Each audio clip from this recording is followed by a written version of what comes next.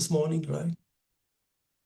Okay, it's the 12th of July already, and 2026. This morning, I would love to introduce you to a new subject, a new topic that maybe will take also a period of time for us to work through.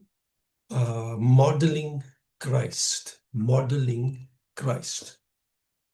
To look at Christ as a pattern that we should model in the earth. Before we get there, I just want to give you some background quickly on this letter out of which I'm going to speak.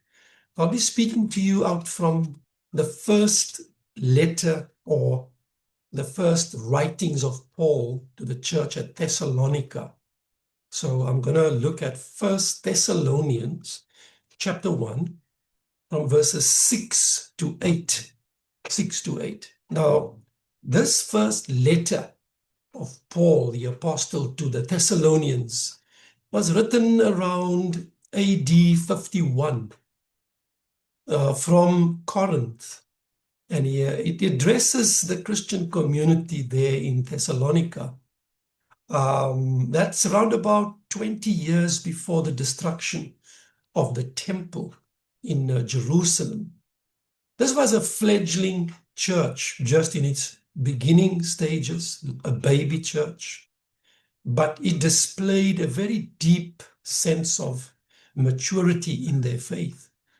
His letters to this church, and there's two of them, they were prompted by Timothy's report on their condition and serves to encourage them amidst persecution. That word persecution runs through the letter of Paul to the Thessalonians, and we will look at persecution maybe today a little bit deeper. The letter emphasizes themes of faith and hope and moral living and joy, urging the Thessalonians to pursue righteousness and resist immorality. It is considered one of the earliest Christian writings and reflects Paul's pastoral concern for the church he founded.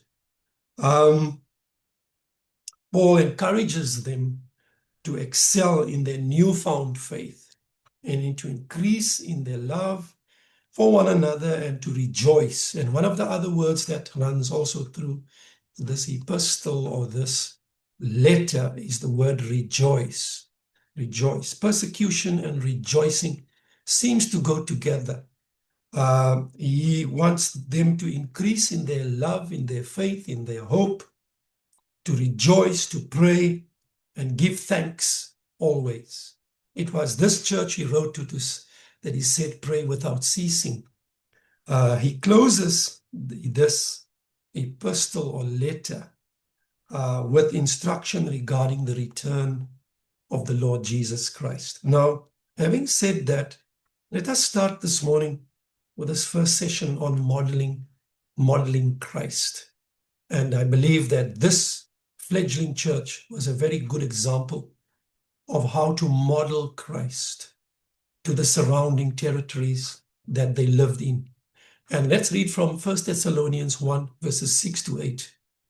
The scripture says here, and you, this is Paul writing to the Thessalonians, and you became followers of us and of the Lord, having received the word in much affliction. That's the first thing Paul tells them. You have received the word in much affliction with joy of the Holy Spirit, so that you became examples. It's the second thing. You became examples to all in Macedonia and Achaia who believe. For from you, Paul says, the word of the Lord has sounded forth. That's the third thing. The word of the Lord has sounded forth, not only in Macedonia and Achaia, but also in every place. Then he says, your faith toward God has gone out, so that we do not need to say anything. So what we see here, the Thessalonians modeled Christ in four fundamental ways. Number one, they received the word in much affliction. They became examples of their belief. They sounded forth the word of the Lord, and their faith toward God has gone out, the Apostle Paul says. Now, Jesus Christ is called the pattern son. He is the divine role model, the Lord Jesus Christ. And the Lord has had me now to reread the Gospels. So I'm busy rereading the Gospels again with renewed perspectives to understand it within this particular kairos. Every kairos demands from us that we read the scriptures again, that we read them afresh with the spectacles that the new kairos would give us. So Jesus Christ is called the pattern son. He's a pattern. He is the divine role model. When God deals with us, his sons, he is shaping us into the life of his pattern son. Jesus came to bring many sons to glory, of whom he is the pattern, according to Hebrews 2 and verse 10. Now, this word pattern, quickly, pattern, I just looked it up in the Greek, which is not that important, but it means to leave an imprint by the striking of a die. You have a die, and you strike the die upon metal, and it leaves an imprint. So the word pattern is an imprint left by striking of a die, or it means an outline or a sketch or an example of something that you can hold up to demonstrate what the reality is all about. So when we talk about a pattern, we're talking about an imprint left by striking of a die. We are the die upon which his life gets imprinted, and then we become the model of him who is the pattern. He's the prototype, and we must be crafted according to him who is the prototype in the earth. Okay, now Jesus Christ being our pattern emphasizes the fact that his life and humanity provide a divine blueprint for all of the sons of God. So Jesus is a spiritual prototype, the firstborn among many brothers. He's the firstborn in and among many brothers, who we are. And remember the last time I spoke to you about the word brother, adelphos. Adelphos means to be born out from the same womb, holding the same perspective, holding the same viewpoints, philosophy of life, and understanding. That's an adelphos. So he's the firstborn among many brothers, showing humanity how to live in complete submission to the Father. The person, the life, and work of Jesus serve as the mold, or the mold for forging and maturing us as sons of God to our Father. Now, I want to bring your attention quickly before we go into the Thessalonian epistle, just to Galatians 4:19, my favorite scripture. I love the scripture. First, Galatians 4:19, Apostle Paul states, I am again in the pains of childbirth until Christ is formed in you. Wow. Paul was after the formation of Christ in a corporate son. He wanted to see all the elements of Christ's character, Christ's nature, Christ's purpose, work, and life to be fashioned or formed into the lives of many sons of God, but particularly historically here for the church, the Galatian church. So in Galatians 4:19, he writes, I'm again in the pains of childbirth until Christ is formed in you. Now, Apostle Paul is here making a passionate appeal to the Galatian church on the basis of a broken heart. Go read the church at Galatian, and their problem was that they got infiltrated by Judaistic believers that wanted to push them back into Judaism and the keeping of the law. And that broke the heart of Paul, even to the point where he said, "Who has bewitched you that you have stood in this freedom in Christ and you now want to go back to the beggarly elements of your faith?" And so that broke Paul's heart, and he writes to them, "I'm again in the pains of childbirth until Christ is formed in you." I want Christ to be formed in you. So he's in this agony, and he makes this appeal to the Galatian church on the basis of a broken heart.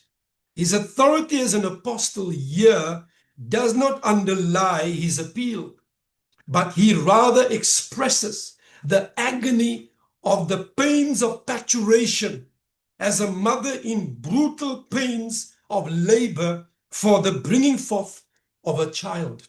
So Paul is painting a picture of the mother in labor, and she's about to bring forth a child. And he says, "I'm in the pains of childbirth, like a mother, pushing through the pains to bring forth Christ in you as a people." He says, "I'm in the pains of childbirth until Christ is formed in you." So Apostle Paul tells the Galatians that he is suffering for them the kind of acute pain that a woman experiences when she gives birth to a child.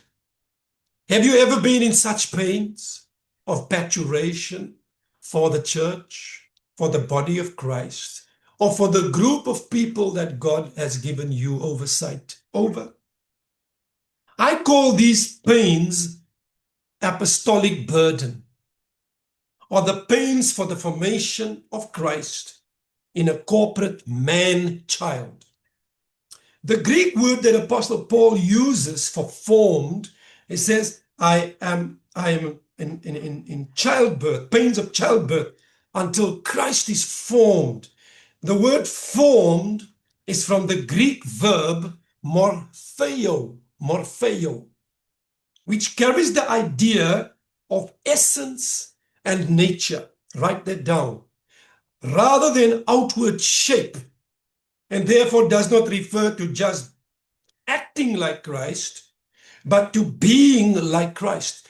Paul doesn't want the hearers of this epistle, the Galatian church, just to act or to play act, to be like Christ, but he wants them to be like Christ. In other words, I want the very essence and the nature of Christ not just to be transmitted to you, but to be fashioned and formed as a die is placed upon metal to cast its image upon it. That's what Paul is saying. So this verb morpho comes from morphe, which is used in Philippians 2 verse 6, which states, "Who, although he, Christ, existed in the form of God," the form of God, the morpho, the morphe of God, "did not regard equality with God a thing to be grasped at." The word form is morphe, which means essential nature, or the essence of divinity, that which brings forth what is divine. Here we see that Christ was in the form of God. He was in the morphe of God, the very essence of God, which refers to the possession of the essential nature of God. But he did not consider that as a privilege to hold on to grasp at, but he made himself of no reputation. He took upon him the form, the schema of a bondservant. So he uses two words. He uses the morphe of God, but he uses the schema of a servant. Okay, now I can't go into all of that. I think years ago I preached to you out of the book of Philippians, and we went through all these words. I'm just relaying something here that I want you to take a hold of this morning. Now, so Apostle Paul is laboring until Christ is more food in them, until the Galatian church take on the nature and the very essence of Christ.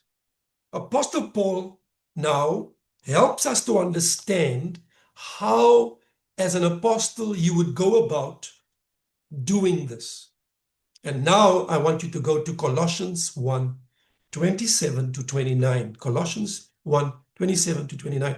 I'm a little bit technical this morning with you, not very pastoral, maybe a little bit technical, but I want you to follow me, okay? The Apostle Paul in Colossians 1, 27 to 29 shows us his method for the formation of Christ into the people at the church in Galatia, when he writes the following: Christ in you, the hope of glory. Then he says, him, Christ in you, him we preach, warning every man and teaching every man in all wisdom, that we may present every man perfect in Christ Jesus. Then he says, to this end, what end? The end, teleosis, the perfection or the maturity of the Son of God. To this end, I also labor, striving according to Christ's working, which works in me mightily. I sense him here in this place where I'm sitting this morning. Christ in you, him we preach. To announce, the word to preach there is to announce, to make an announcement, a proclamation, a declaration of a message under a prescribed standard. In other words, Paul wasn't just going to preach what he felt he wanted to, but he had to narrow his preaching down to a prescribed standard, and that standard was Christ in you, the hope of glory. So I announce to you, I declare to you a message that I'm also under that prescription and standard that was given me by the one that called me to bring you to a place of formation until he, Christ, is fully formed in you as a corporate man, son in the earth. Apostle Paul says that apostolic doctrine centers in Christ, a living person. He, Christ, must be formed in us so that he may be exhibited in us and through us in all things pertaining to our lives. This is true apostolicity. This is true apostolic life, is that Christ, the only thing that an apostle is supposed to preach, Christ and him crucified, must be preached. But here, this mystery is unfolded. Christ in you, the hope of glory. And I want to make a proclamation of this Christ that is in you, warn you, teach you until perfection comes, because he has now natured you with the essence of deity on the inside of you, and you walk like him, talk like him, and you bring forth a manifestation of his life through you in the earth. Have we got that? Okay, I want you to follow me. I'm speaking very introductory. We haven't touched what I want to say to you yet. I'm laying a foundation as usual on this platform. So listen. Apostle Paul goes on to say, warning every man and teaching every man in all wisdom, Sophia, wisdom. And we know 1 Corinthians 1 verse 30 says, Christ is the wisdom of God. So when he talks about in all wisdom, he really speaks about Christ as the wisdom of God that he wants to bring forth through his teaching. that we may present every man perfect or mature in Christ Jesus. To this end, to what end? That every man be made perfect in Christ. I also labor. He uses the word labor again, playing on the words of Galatians 4. I'm again in the pains or the labor of childbirth. He says, to this end I labor, striving. He says, I'm striving according to the working of Christ, which works by the power of the Spirit in me mightily. Apostle Paul employs two methods to shape sons of God into the form or the morphe of Christ. He warns them, he teaches them. Warning is from the Greek word, and I want you to hear this word, noutheteo, N-O-U-T-H-E-T-E-O, noutheteo, which means to admonish, to warn, to instruct. Noutheteo, or to warn, is derived from words meaning mind and to place or to set. In other words, to set the mind or to place the mind in a predictable standard. And that standard is the mold called Christ. Noutheteo is the basic idea, is that of putting sense into the mind through warning, counsel, and admonishment. So when Paul says, I want to warn you, he's not saying I'm warning you not to do that, but it is the setting or the placement strategically of the principles of Christ into the mind of the people so that they can behave spontaneously like Christ. That's the word noutheteo, to warn. Okay, noutheteo is the negative side of apostolic proclamation, and it carries a moral appeal to the volition. The volition is the power to exercise your will freely. It's willpower. So he's making an appeal to your willpower to set the will, to straighten out that will, that it is because it's out of order or contrary to the will and the purposes of God. So when Paul uses the word warn, is after our willpower, that authority that we apply from ourselves to set our minds in a certain direction. And Paul says, I'm after your will. I'm after your mind. I want to lay a hold of your mind. I want to put something of Christ into your mind that you can naturally function like Christ. I'm warning you. That's the word warn. Okay. Now, then Apostle Paul not only warned them, he also taught them, or he got involved in teaching them. Teaching is from the Greek word didasko, which means to teach or to instruct, simply stated, or to shape the will through effective teaching, to shape the will. God wants our will to be shaped to fit the mold of Christ until we have the mind and the will and the perspective of Christ. The only thing that apostles are after is our minds. And that's where apostolic warfare is fought, in the mind. Paul writes to the Corinthian church and he says that the weapons we employ are not the weapons of the world, but the weapons we employ in the ordinary execution of our apostolic task is to pull down strongholds in the mind, to take every thought captive that contradicts the thoughts of Christ, and to bring them into captivity to Christ until the mind of Christ is now the replacement of your own mind that is thinking after the conditioning of the world. And so Paul says, my labor in the faith for you is projected toward getting to your mind. I want to warn you. I want to set something different into your will, that your volition is the same as that of Christ. But more so, I want to teach you.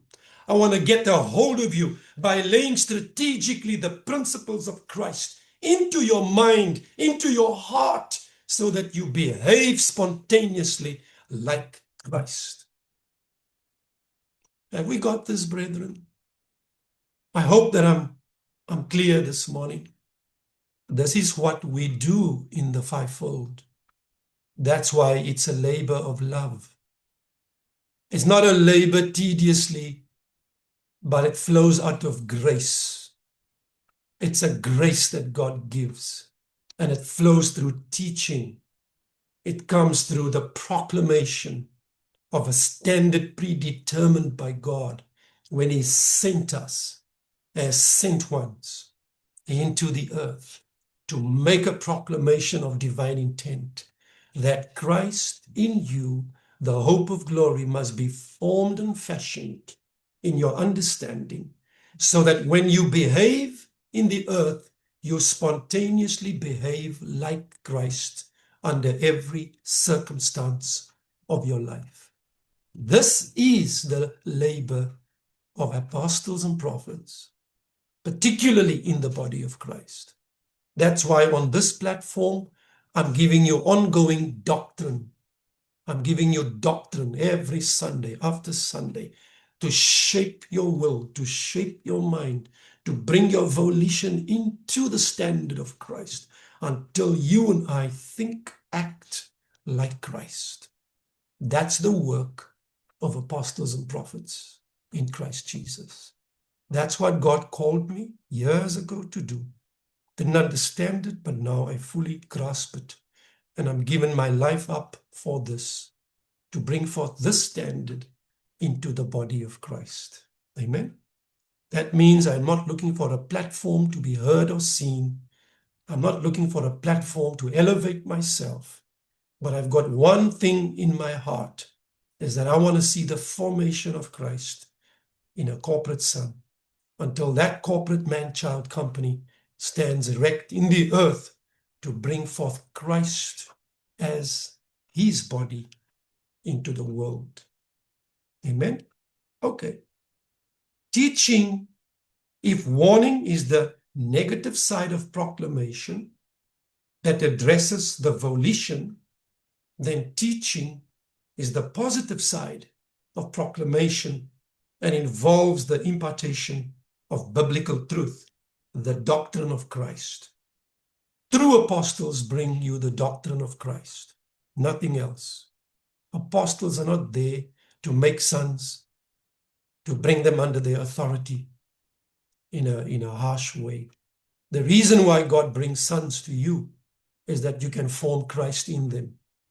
That's the ultimate. It's not to control them, manipulate them, dominate them, and cause them not to rise in to what God has called them to be in the earth. But it's the formation of Christ in the people that God brought to you. No apostle has got the right to control and manipulate the people under his care. Amen. If I do that, run away. If Sean begins to control you and manipulate you, then you are on the wrong platform. Run away, because then I'm missing the mark. I'm not here to control you and manipulate you. I'm here to build you up in your most holy faith until you act, think, and live like the Son of God himself, Christ. Amen. That's the joy of our hearts, is to bring forth that proclamation through teaching to the church of Jesus Christ. So, proclamation or teaching then is the positive side of proclamation that involves the impartation of biblical truth, the doctrine of Christ, to lay the needed foundation for biblical wisdom and understanding. Remember, Christ is the wisdom of God. In warning, there is the moral appeal for spiritual change. And in teaching, there is doctrinal emphasis that forms the means and basis for change through the power of God's gracious work in Christ Jesus. So we have warning, an appeal for moral change, and teaching, the doctrinal emphasis, preaching Christ to form Christ in the pupil who you are until you act, behave like Christ spontaneously in the earth. This is apostolic and prophetic burden and passion. I'm again in the pains of childbirth until Christ is formed in you. It's the pains of paturation, the pains to see the formation of Christ within the corporate Son called the body of Christ in the earth. To this end, Paul says, I labor to present every man perfect in Christ. And that's my task. That's what I labor for. I've been doing it nearly 40 years, and that's what I will continue to do until the day I die. Because I've got nothing else to do. I've got no secular employment. This is my employment. This is what I live for, to bring to you from the throne the word of life and to demystify Christ to his church.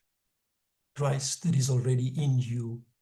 The hope of glory must come out from you in demonstration and modeling his life to a dying world.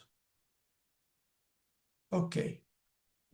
Now, being in the pains of childbirth by way of warning and teaching is an interior shaping of the Son of God. Interior, not external, interior. To be shaped by the mold or the pattern of Christ. Until the will, the mind, the emotions, the reason for living takes on the form or the pattern of Christ's inherent nature. His righteousness, his justice, his holiness, his purity, his life, his communicable attributes of deity, his love being the ultimate attribute. So that's what apostolic and prophetic preaching is after. It's not indiscriminate preaching. It's a preaching with a sense of direction because it's under the prescription of the one that sends us to you. And we cannot say our own stuff whenever we want to. We can only remain within the prescription of the sender. And so we get barred into his preference, and we can only speak what he tells us to speak to you. That is what true apostolicity is all about. And on this platform, we've been doing that Sunday after Sunday, shaping your will to bring you into the very essence of who Christ is. Apostle Paul goes on to say in the same Colossians chapter 1, that we may present every man perfect in Christ Jesus. The word perfect, quickly, is a term of maturity. According to Hebrews 5, you can go read it, 11 to 14. The word perfect means a son who has reached the end God intends for him. The end of building you is Christ fully formed in you. Until the whole church comes to the fullness of the measure of the stature of Christ. Nothing else. The end to which we work and labor and warn and teach and powerfully strive daily in the word, searching through it in the night when you sleep, our backs aching, walking the floor to get revelation, to bring to you the end of all of that labor is that Christ be fully formed in you. And that's your maturity. And Christ, the image, is being formed in the corporate man, and we become the image bearers of God in a representative form in the earth. Amen. So the word perfect means a son who has reached the end, the teleiosis God intends for him. This son is spiritually mature, having no moral deficiencies, character inconsistencies, being integrous, loyal, submitted under the oversight of Christ through humans that Christ has ordained to watch over your soul until the day you depart. The way that Christ watches over your souls is by the employment of humans that he entrusted the caring of you to watch over you, so that when you sleep, these humans are in prayer for you. These humans labor on your behalf before the throne, wanting to make sure that you enjoy immunity in your workplace, in your marriage, with your children, that everything in your life comes to the place of being protected and immune from the onslaughts of the wicked one. That's true apostolic and prophetic ministry. Not this thing where everybody wants to be an apostle, but not want to pay the price for those that God has sent you to. This is not an easy thing, brethren. Do you think I want this? Many times I tell God, I don't want this. This is too tough, Lord. This is too hard. This work is difficult. But then God comes and he comes alongside and he says, come on, son. I've called you for this. I've tempered you like this. I've formed you over many years to stand in this place on behalf of me to my sons. You guys understand this work is not, it's a labor of love, but it's sacrificial. It's not easy, it's tough, it's difficult. So we need to treat you with respect and honor and dignity and showing you that you are regal, that you are kings, priests of the Most High God. That's all. My joy is complete when you are perfected in Christ. That's when my joy is complete. I want to see you grow, be established in Christ. That's all. I'm not interested in great ministry and all the stuff that goes with it. I want to see the formation of Christ in a people. That those people can become the very model of his perfection to a dying world. Amen? Okay. So the son is spiritually mature, having no moral deficiencies, submitted, loyal, integrous. And finally, Paul in Colossians gives us his purpose in preaching when he says, to this end, I also labor, striving according to his working, Christ's working, which works in me mightily. The word end, he says to this end, it refers to the previous verse, 27, maturity or perfection. I'm laboring to your perfection. I'm laboring until I see Christ fully formed in you. I'm in childbirth pains for that purpose. I labor. I'm pushing. I'm pushing this son. I'm pushing this child. I want to see it.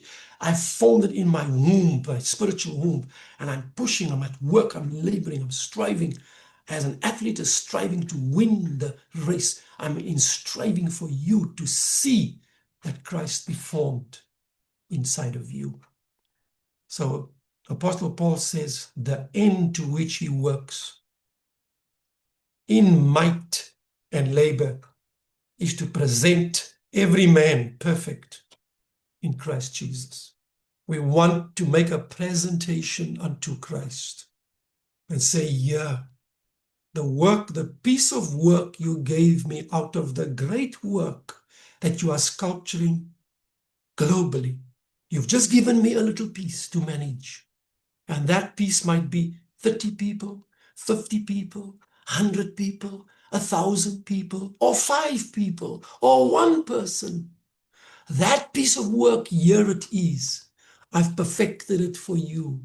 I have labored, I have crafted, I have warned, I have taught, I have had sleepless nights to see you formed in this human. Now I present this human to you perfect. That's the prize to which we run in the apostolic. Nothing else. That's why we can't lift ourselves up beyond our measure. We can't advertise ourselves, build platforms to be heard and seen, to brag about what we have. That is not allowed when you are truly sent by God. Amen.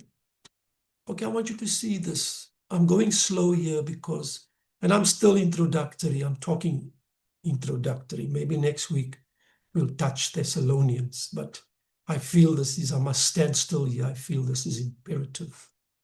And this is not just for me, but an apostolic company is being built in the earth. And all of us must have these trademarks of true apostolicity,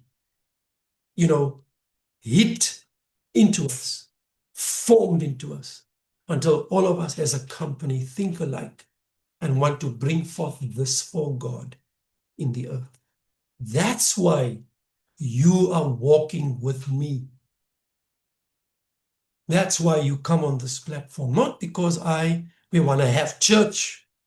This is not about having church.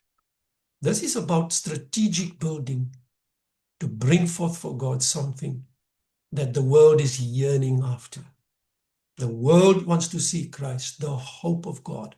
The hope of the Father is Christ in you, but not just him in you, but him coming through you to a dying world. Amen. That our lives talk and not so much what we verbalize, but our very life is the speech of God that he employs to others. Amen. Okay, few more thoughts here. The pains of childbirth, of which Apostle Paul refers to in Galatians 4:19, is his labor pains, which involves striving or struggling. This word, striving, means to agonize like an athlete in the heat of competition. Have you seen athletes running the 800 meters? It's not easy. It looks easy from us spectating, but to be in the race is different. Apostles and prophets are in the race. We're running it. As we run, we strive, struggling. So it's like an athlete agonizing in the heat of competition. He viewed ministry, Paul viewed ministry like an athlete or an athletic contest that required great exertion. You see, if you are going to go run in the Olympic Games 800 for your country, it takes 4 years of preparation. It takes long times of training in the gym and building muscle and getting yourself to the place. For one race, you will labor, strive, practice, train for 4 years just to win the prize on the day of the competition. And that's the same imagery that Paul is using here when he uses the word striving. He's struggling, striving like an athlete, agonizing in the heat of the competition to win the prize. And Paul goes on to say, I want to run the race in such a way that I don't aimlessly beat the air, that I do it in the flesh and then one day be a castaway. I want to run the race with patience and endurance. I want to finish my course. I want to run it for God. And in doing so, I want to equip others. I want to see Christ formed in the people that I have been attached to all my life. And that's why I love you. I love you as humans that God has brought into my sphere or functionality. And that's why I labor for you in prayer, I labor in the word, and I'm consistently doing it. It's not a one-off thing, it's consistent. That's my life daily. And if I even watch the soccer, the World Cup, I sit thinking, while I'm watching, sitting and thinking, how can I bring this sentence to your people? How can I structure this to make it more palatable, that they can understand it? It's an ongoing thing. Amen. Paul strove like a marathon runner who sprints to the finish line with great agony to win the prize. It means to labor within the provisions the power of God will allow us.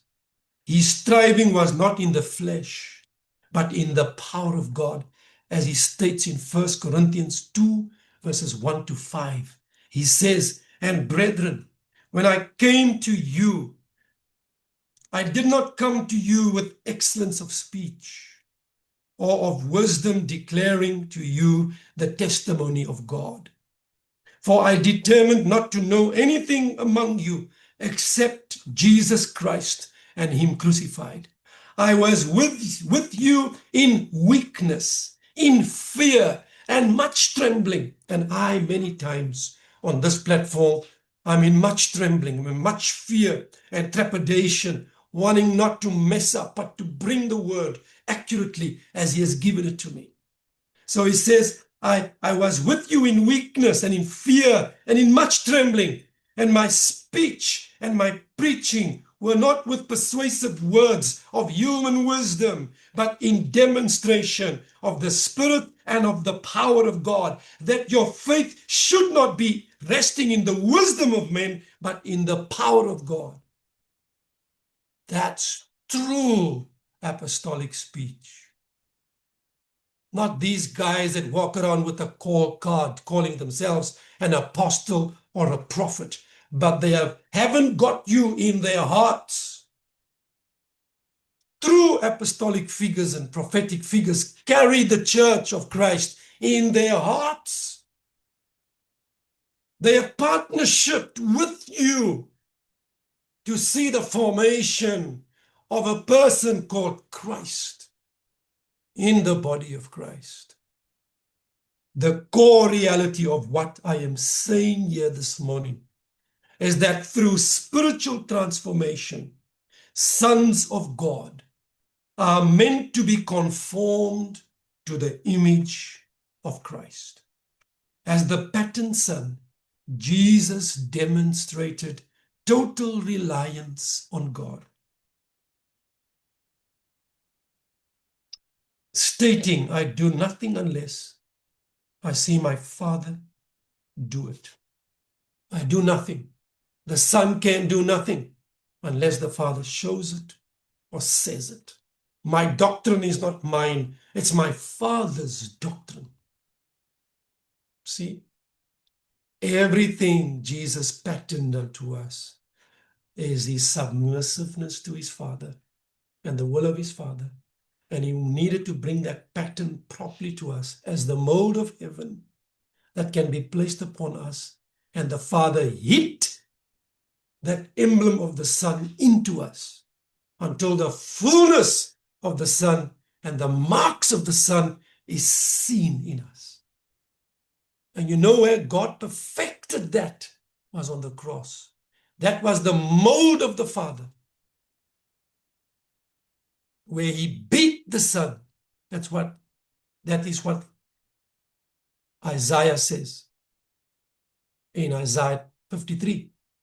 It pleased the Father to bruise him. He was a man of sorrows, acquainted with grief. We hid, as it were, our faces from him. There were no beauty nor comeliness in him that we should desire him. A man of sorrows. And it pleased the Father to bruise him and to lay upon him the iniquity of us all. For all of us has gone astray, like sheep, each man into his own way.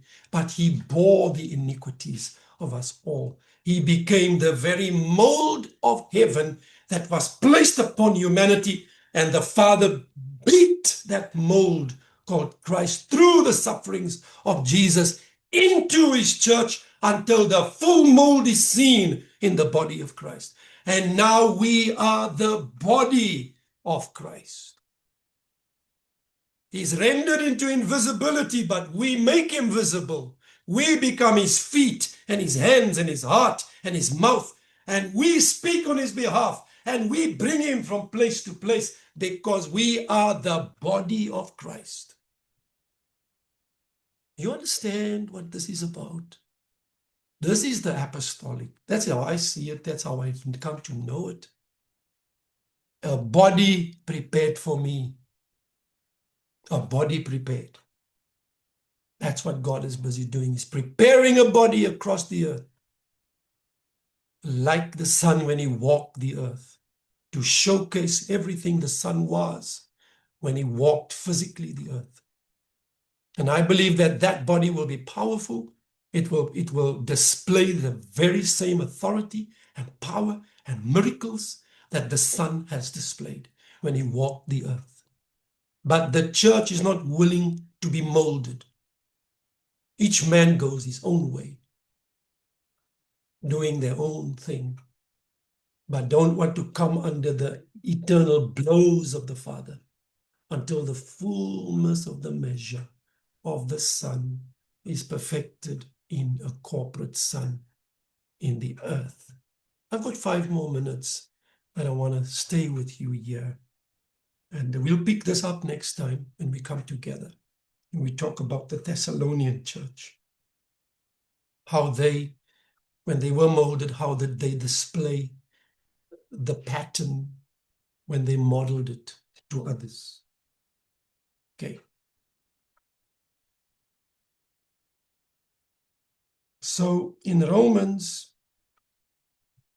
8:29, it says, for whom he foreknew, he also predestined to be conformed to the image of the Son, that the Son might be the firstborn in and among many brothers. There's a conforming process being undertaken by God in the earth. And the word conform has got to do to be shaped in the same mold, to be shaped and to be patterned after the same mold as Christ, to be conformed. He says God foreknew us, and then he predestined us to be conformed to the image of his Son. That is the eternal intention of God in the scriptures. If you want to understand the eternal intents of God, that's it. Stated in Romans 8:29. What is God the Father after? He has foreknown us. He predestined us unto one thing. He wants to see us conformed to the image of his Son, nothing else. Not variations of ministry, not powerful outbursts of signs and wonders, but he wants to see the formation of his Son in a corporate man that can bring forth everything his Son was when he walked the earth, back in the earth, but in corporality. There is a Son in Germany. There's a Son in Egypt. There's a Son in South Africa. And the enemy cannot contend with us because we are too many little Christs that are walking the earth. Do you understand what I'm saying, brethren? This is true apostolicity. Going back to the origin. I'm taking you back to the origin, the eternal divine intention of the Father when he thought man. What was in his mind? He wanted a man to be made in the image and the likeness of themselves, of the Godhead, that they can be participants within the family of deity and be the extension of that family in the earth. That's original intent. And that's what I live for. I don't live for great ministry. It pains my heart when I see God's people not come to the standard of the pattern son. So Jesus is not only our Savior, but also the model of what we ought to become. 1 Corinthians 15:49, and as we have borne the image of the man of dust, that's Adam, we shall also bear the image of the heavenly man, that's Christ. Bearing of the image. I taught you 7 sessions on the image of God when I spoke to you about Christ, understanding Christ. Go back there and go look at the image of God again. We must bear the image of the man from heaven. We have borne the image of the man of dust, but he came to seek and to save that which was lost. What was lost? The image was lost in Adam. The image that brought authority, rulership, dominion, and the works of the first man that got lost in Adam. He re-established it in Christ Jesus when he died on the cross and he said, it's finished. It's done. I've completed the work.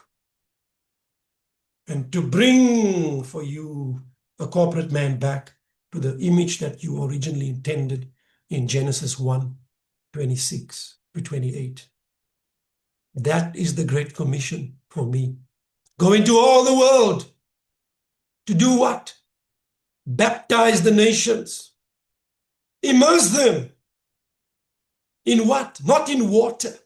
Baptize them into the name of the Father and the Son and the Spirit.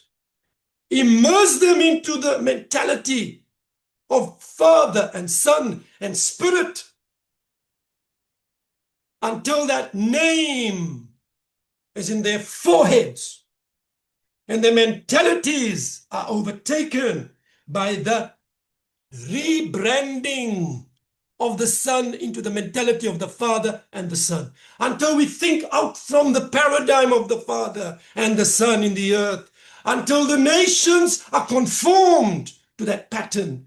Up until that time, I'm sending you.